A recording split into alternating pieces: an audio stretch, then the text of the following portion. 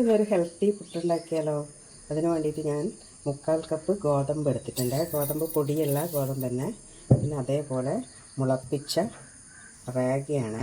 9 മണിക്കൂർ കുതിർത്തി വെച്ചതാണിത്. മുളപ്പിച്ച റാഗിയും ഗോതമ്പും. ഇതിന് നന്നായി കഴുകി വെച്ചതാണ്. ഇനി നമ്മൾ ഇതിൻ്റെ ശരിക്കും വെള്ളം കളഞ്ഞിട്ട് ഒരു തുണിയിലിട്ടിട്ട് കുറച്ച് ഡ്രൈ ആക്കണം. എന്നിട്ടാണ് ഇത് പൊടിച്ചെടുക്കേണ്ടത്. പുട്ടാക്കാനാണ്.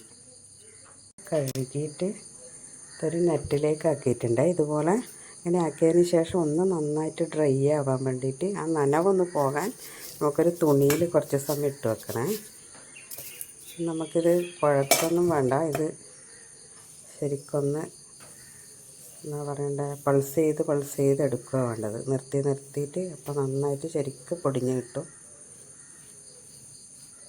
ഇങ്ങനെ ആക്കി വെക്കണം. ഇത് നന്നായിട്ട് ഡ്രൈ ആയേ.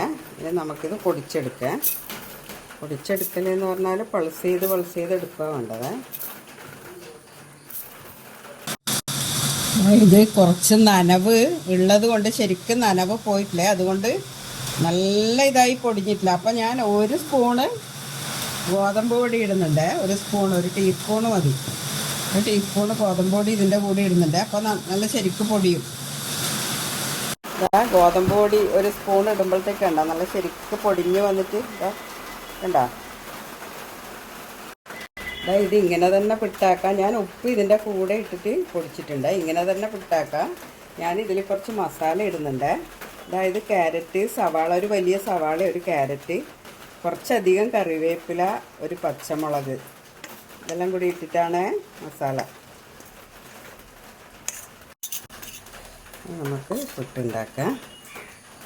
തേങ്ങ ഉണ്ടെങ്കിൽ കുറച്ചധികം ചേർത്തോ. ഞാൻ ഈ ഗോതമ്പ് പൊടി ചേർത്തില്ല. അതിന് പകരം റാഗിപ്പൊടി ആയാലും കുഴപ്പമില്ല കേട്ടോ. ഗോതമ്പ് പൊടിയോ റാഗിപ്പൊടിയോ എന്തെങ്കിലും ചേർക്കാം. മസാല വേണ്ടുന്നവർ ചേർത്താൽ മതി. ഇല്ലെങ്കിൽ ഇങ്ങനെ തന്നെ ചുട്ടെടുക്കാം. നമ്മുടെ പുട്ട് റെഡി ആയിട്ടുണ്ട്.